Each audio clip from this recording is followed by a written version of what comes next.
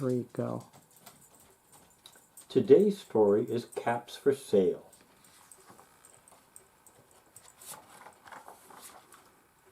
Caps for Sale. A tale of a peddler, some monkeys, and their monkey business, told and illustrated by Esfire Slobonkina.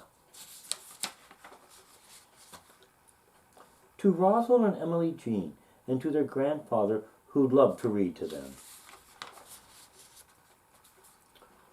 Once upon a time there was a peddler who sold caps.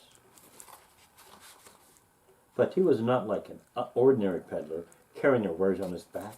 He carried them on top of his head. First he had his own checkered cap. Then he had the gray caps.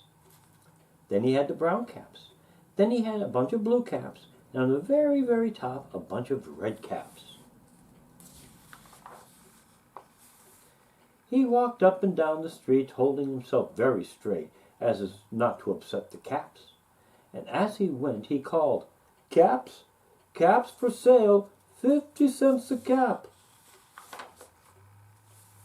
One morning, he couldn't sell any caps. He walked up the street, and he walked down the street, calling, "Caps, caps for sale, 50 cents a cap." But nobody wanted any caps that morning. Nobody even wanted a red cap.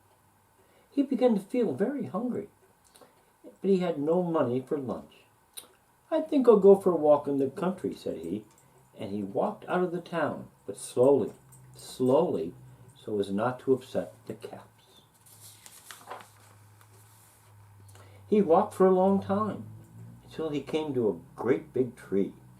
"This is a nice place for a rest," thought he, and he sat down very slowly under the tree and leaned back little by little against the tree trunk so as not to disturb the caps on his head. Then he put up his hands to feel if they were straight. First his own checkered cap, and then the gray caps, and then the blue caps, and then the red caps, and on the very tippy top were the red caps. They were all there. So he went to sleep, and he slept for a long time. When he woke up, he was refreshed and rested.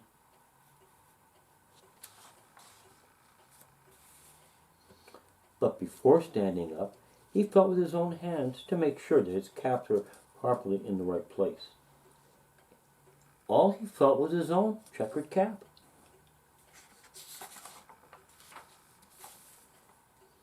He looked to the right of him, no caps. He looked to the left of him, no caps.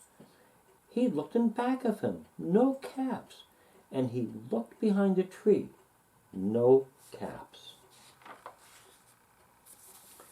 Then he looked up into the tree, and what do you think he saw? On every branch sat a monkey. On every monkey was a gray or a brown or a blue or a red cap.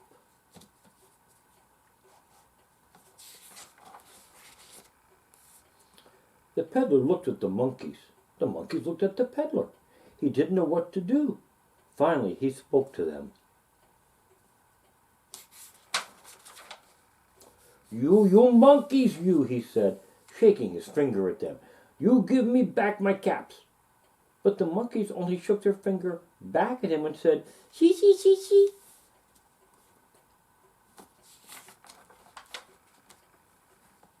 This made the peddler angry, so he shook both hands, and he at them and said, You monkeys, you give me back all my caps." But the monkeys only shook both their hands back at him and said, "Chee, chee, chee, chee."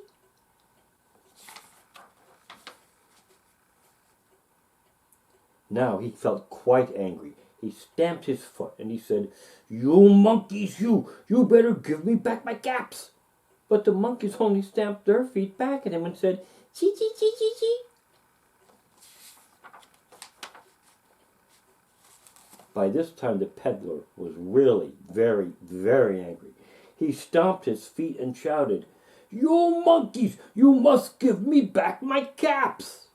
But the monkeys only stamped both their feet back at him and said, "Tee, tee, tee, tee, tee." At last he became so angry that he pulled off his own cap, threw it to the ground, and began to walk away.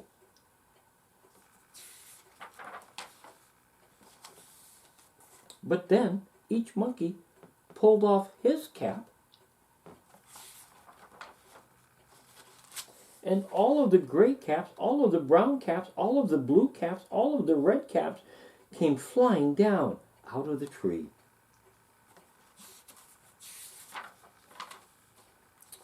So the peddler picked up the caps and he put them back on his head. First there was his own checkered cap, then the gray caps, then the brown caps, then the blue caps, then the red caps, and on the red cap on the very, very top. And he slowly he walked back to the town calling, "Caps, caps for sale, 50 cents a cap." The end.